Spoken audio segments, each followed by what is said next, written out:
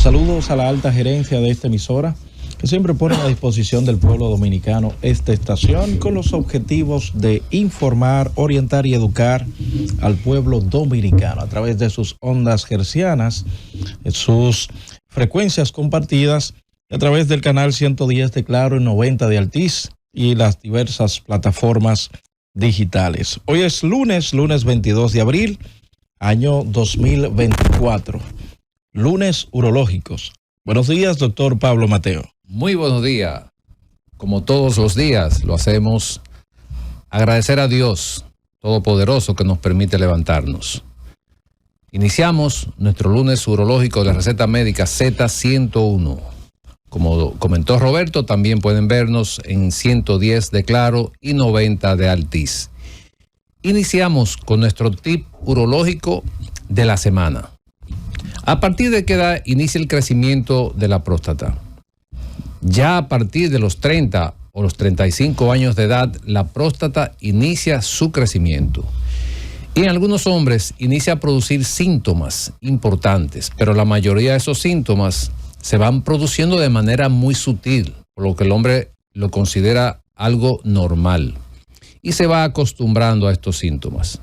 Por lo que en ocasiones este hombre llega a la consulta del urólogo con daños a nivel de la vejiga y a nivel de los riñones.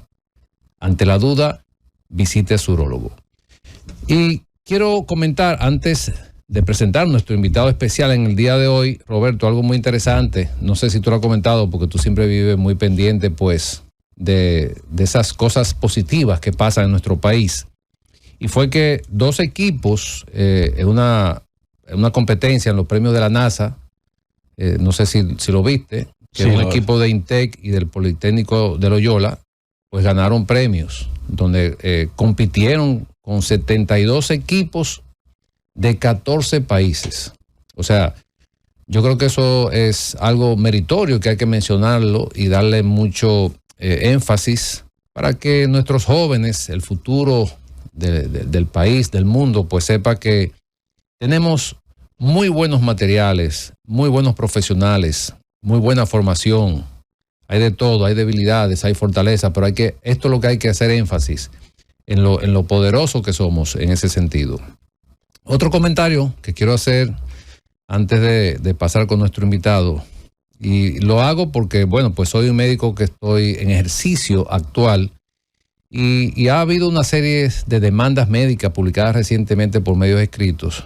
Y quiero comentar porque estoy bien informado por lo menos de un caso que quiero comentar, y es de una persona que fue operada donde no existió ninguna complicación, simplemente porque era un procedimiento, la persona pensaba que se iba a ver diferente, inició la demanda, pero sin complicaciones, y entonces esa es una de esas demandas. Entonces, están ocurriendo cosas sin un peritaje adecuado. Y cuando hablo de peritaje me refiero a que haya un equipo de médicos que también supervise este tipo de condición. Y otras de las demandas que se refiere a infección, y es bueno decirle a nuestros radioyentes, que las infecciones después de una cirugía están descritas en el mundo entero, en cualquier hospital, no importa que sea de Estados Unidos, de Europa. De hecho,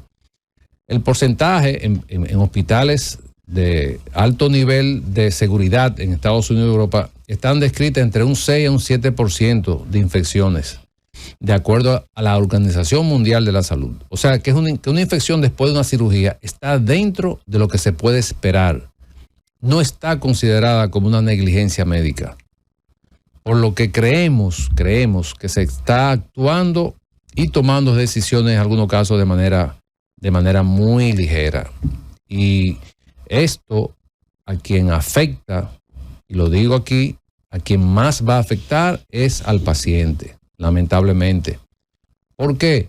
Porque hay de todo, no voy a defender ni a acusar a nadie, médicos, abogados, ingenieros, choferes, hay de todo. Hay gente que actúa con principio, con honestidad, hay otros que lo hacen de lo contrario. Yo no soy quien para juzgar a nadie, pero no podemos envolver a ningún profesional, ni abogado, ni médico, ni ingeniero, ni chofer, que hizo tal o cual cosa. Hay de todo en todos los grupos. Así que, pues, iniciamos con nuestro invitado de hoy, el doctor Julio Antonio Rosario Torres, cirujano urólogo, quien nos va a hablar de un tema interesantísimo, que es la composición y la formación de cálculos o piedras en vías urinarias. Muy buenos días, doctor Julio Antonio Rosario. Buenos días, doctor.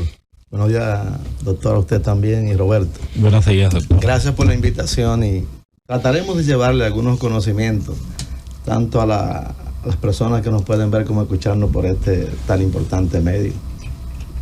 Así es. Sí,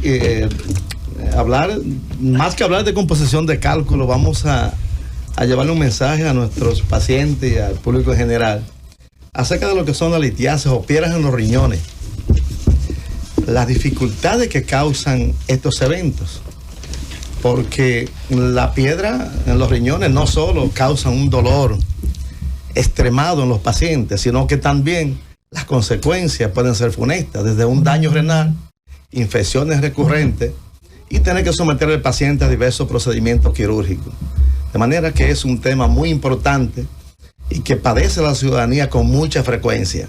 Y algo que quiero agregar inmediatamente, doctor, que estos pacientes tienen que tomar en cuenta lo siguiente. El dolor lumbar es la causa número 1 en el mundo por la que se toma licencia médica de ausentismo laboral. Y hay que establecer, quisiera informarle a los pacientes que un dolor por una piedra en los riñones, por un cálculo renal, se diferencia de un dolor lumbar, porque generalmente el dolor lumbar es un dolor fuerte que no cambia cuando el paciente, no disminuye la magnitud del dolor cuando el paciente cambia de posición. En las analíticas puede aparecer algo de sangre en la orina. En una sonografía puede aparecer los cálculos, dilatación del riñón. Sin embargo, en un dolor lumbar que son muy frecuentes, no va a aparecer en un estudio indicio de litiasis renal. Pero desde el mismo paciente en su casa puede comenzar a diferenciar cuando hay un dolor por una litiasis renal o cuando el dolor es por ya sea por un desgarro muscular o por una lumbalgia, por un dolor ya sea por hernia, lumbar, etcétera. De manera pues que puede el paciente desde su misma casa comenzar a diferenciar cuando tenga un dolor por una piedra en los riñones o un dolor por un desgarro muscular. La magnitud de dolor y la posición que adopta el paciente lo hace diferenciarlo. Ya. Antes de continuar, le vamos a dar los buenos días a nuestro hermano y colega doctor Wellington Ledesma, quien nos trae buenas noticias desde París también. Sí, buenos días a todos, Roberto. Buenos días, doctor. Un saludo a todos los que nos escuchan. Gracias por recibirnos. Las piedras tienen, piedras en los riñones, ¿verdad? Como usted bien ha descrito, ¿tienen alguna causa, doctor, origen? ¿O todo el mundo va a tener piedras en los riñones? Bueno, todo el mundo puede tenerla, pero es más frecuente en pacientes de color blanco. Okay. En los latinos se describe que en los países donde el clima es cálido hay más posibilidades que se formen los cristales a nivel de los riñones. Pues evidentemente que los líquidos, es de suma importancia el consumo de líquidos en los pacientes. Bueno, y se entiende que cuando un paciente está en un lugar donde la temperatura es regular, un poco baja, diríamos 16, 20 grados, pues el cuerpo va a consumir menos líquido. Es decir, cuando el paciente consume menos líquido o pierde más líquido a nivel de la piel, la posibilidad de que se formen esos cálculos va a ser más frecuente. Y por eso es que en los países fríos la formación de cálculos puede ser menos frecuente que en los países cálidos.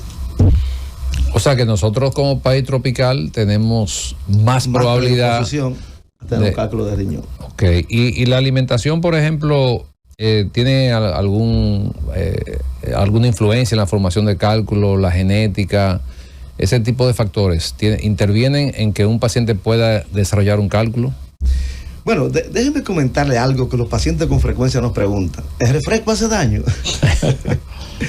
Se habla de que esa bebida, la bebida incolora, hacen menos daño o no hacen daño a los riñones, prácticamente ninguna. Sin embargo, en otra parte del cuerpo, por los azúcares sí pueden hacer daño a la bebida gaseosa, pero no exactamente.